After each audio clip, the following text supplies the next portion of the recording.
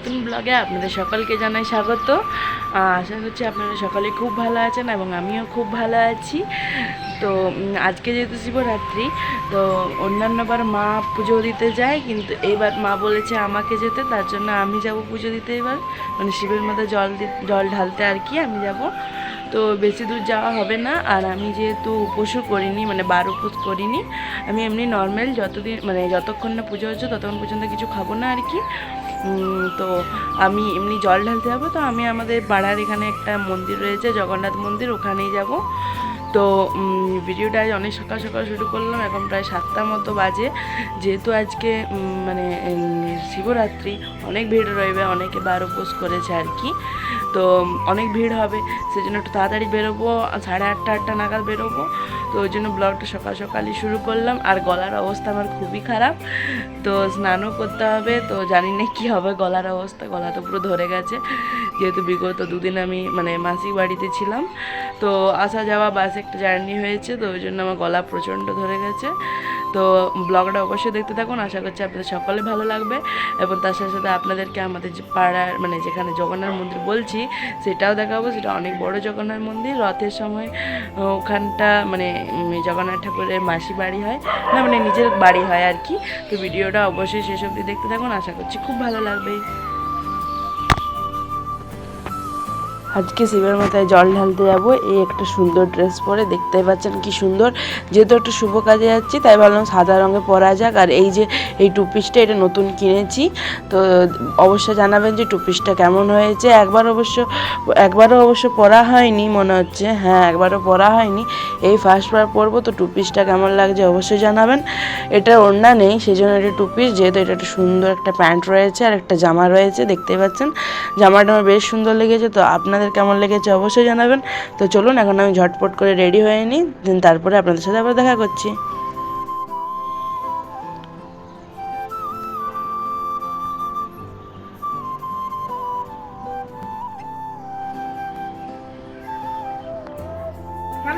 হ্যাঁ, সাজির ঢাকা আছে, সাজিটা ধুয়ে দাও।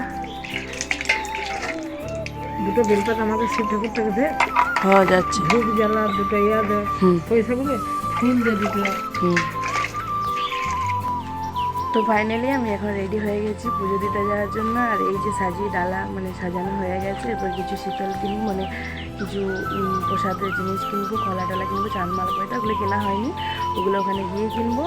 তো তো চলুন দেখা যাচ্ছে। আর আজকে ড্রেসটা পরে আমার কেমন লাগছে অবশ্যই জানাবেন। তো এখনের জন্য বাই বাই, মন্দিরে গিয়ে আবার দেখা যাচ্ছে। আর সকলকে জানাই মহাশিবরাত্রি।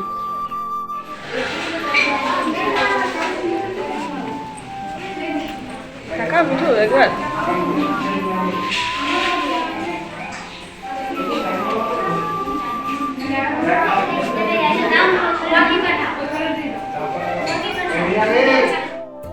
তো ফাইনালি পুজো কমপ্লিট হয়ে গেছে, বাড়িও চলে এসেছি। তো মন্দিরটা আপনাদের দেখাতে পারলাম না, অন্য কোনো দিন দেখাবো, যেহেতু আজকে প্রচণ্ড পরিমাণে ভিড় ছিল। তো যখন আমরা প্রথমবারে মানে যখন গিয়েছিলাম তখন কী বলে লাইন ফাঁকা ছিল, মানে খুব তাড়াতাড়ি পেয়ে গেছি, কিন্তু এরপর থেকে ভিড় হচ্ছে, তো ঠিকঠাক মতো আপনাদেরকে দেখাতে পারলাম না। তো বাড়ি চলে এসেছি, শিবের মাথায় জল ঢালা হয়ে গেছে, সব কিছু কমপ্লিট। এরপর আমি প্রসাদ খেয়ে জল খাবো। তো চলুন প্রসাদটা সকলকে দিয়ে দিই, তারপর আপনাদের সাথে আবার দেখা হচ্ছে। আর নিচে অবশ্যই জানাবেন যে আজকে আমাকে কেমন লাগছিল। সকলকে প্রসাদ দেওয়া হয়ে গেছে, এরপর চলে এসেছি বাড়ির পুজো করতে। যেহেতু বাড়িতেও শিব ঠাকুর রয়েছে, মা বলেছিল যাওয়ার আগে যে পুজোটা করে নিতে, কিন্তু আমি ভাবলাম এসেই পুজো করবো, যেহেতু ওখানে পুজোটা আগে করে আসি ভাবলাম। তো বাড়ি চলে এসেছি, এরপর চলুন বাড়ির পুজোটা করে নিই, তারপর একটু খাওয়া দাওয়া করবো। সকাল থেকে জলও খাইনি, যেহেতু শিবের মাথায় জল ঢেলে তারপরে জল খেতে হয়, ওই জন্য আর কি। তো আপনারা কারা কারা মানে এই শিবের উপোস করেছেন অবশ্যই জানাবেন। আমি ভেবেছিলাম যে কালকে বার করব, কিন্তু ওই যে কালকে মাসি বাড়িতে গেলাম, তাহলে আর ঠকে গিয়েছিলাম, তাহলে ভাবলাম আর করবো না। তো পরের বছর থেকে করার চেষ্টা করব। এবছর প্রথম আমার শিবরাত্রি। তো আশা করছি আপনাদের সকলেরই শিবরাত্রি খুব ভালো কেটেছে। অনেকে তো অনেক জায়গায় গিয়েছে, কিন্তু আমি যেতে পারিনি।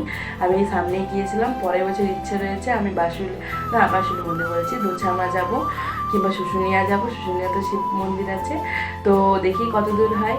আর আপনাদের কাদের মানে আপনারা কোথায় কোথায় যাচ্ছেন অবশ্যই জানান। তো ভিডিওটি ভালো লাগলে অবশ্যই লাইক করবেন এবং কমেন্ট করবেন এবং অনেক অনেক শেয়ার করবেন। আর নেক্সট ভিডিওর জন্য অবশ্যই চ্যানেলটি সাবস্ক্রাইব করবেন। আর ভিডিও এখানে শেষ হচ্ছে না, ভিডিও এখনও রয়েছে যেহেতু এখনও পুরো দিনটা রয়েছে আর কি। তো আপনারা কোথায় কোথায় যাচ্ছেন অবশ্যই কমেন্ট করবেন। তো চলুন পুজোটা এখন সেরে নিই। প্রথমে আগে আমি মন্দিরটাকে যাওয়ার আগে খুব সুন্দরভাবে আমাদের এই ঠাকুরের স্থানটাকে আমি ভালোভাবে ধুয়ে পুছে গিয়েছিলাম আর কি। কিছুটা পরিমাণ নোংরা পড়ে যাওয়ার কারণ দীর্ঘ কয়েকদিন ধরে আমাদের বাড়িতে পুজো হয়নি, শুধুমাত্র নিত্য পুজো ছাড়া। তারপরে আমি ভালোভাবে সব কিছু পরিষ্কার করে রেখে গিয়েছিলাম, যেহেতু তাই আমার অতটা অসুবিধা হয়নি। এবং এসে একে একে যে সমস্ত ফুলগুলো আমি তুলেছিলাম সেগুলো দিয়ে দিলাম।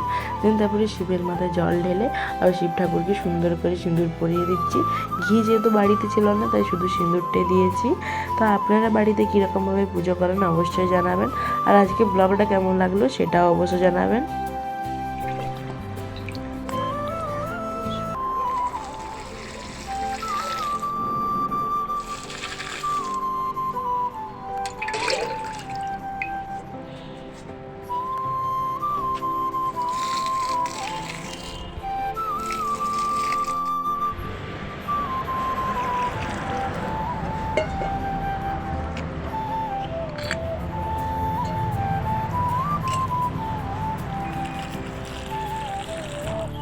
পুজো কমপ্লিট করে আমি নিচে চলে এসেছিলাম এবং যেহেতু আমি কিছুই খাইনি সেই জন্য প্রথমে আমি একটু সানজল নিয়ে নিয়েছিলাম। আর এই ছোট্ট বোতলের মধ্যে দুধ নিয়েছিলাম, তো ওটার মধ্যে জল দিয়ে দিয়েছিলাম, মানে এক কথা বলতে পারেন সানজল আর কি দিয়ে দিয়েছিলো। ওই জন্য আমি জলটা নিয়ে নিলাম। আর জলের সাথে একটু একটু বলতে পারেন একটু বেলপাতাও নিয়ে নিয়েছি। প্রসাদটা পরে খাবো ভাবলাম, তাই ভাবলাম আগে সানজলটাই খেয়ে নিই। তো সানজল খাওয়া কমপ্লিট হলো। এরপর বাড়ির সকলকে একে একে সানজল দিয়ে দেবো।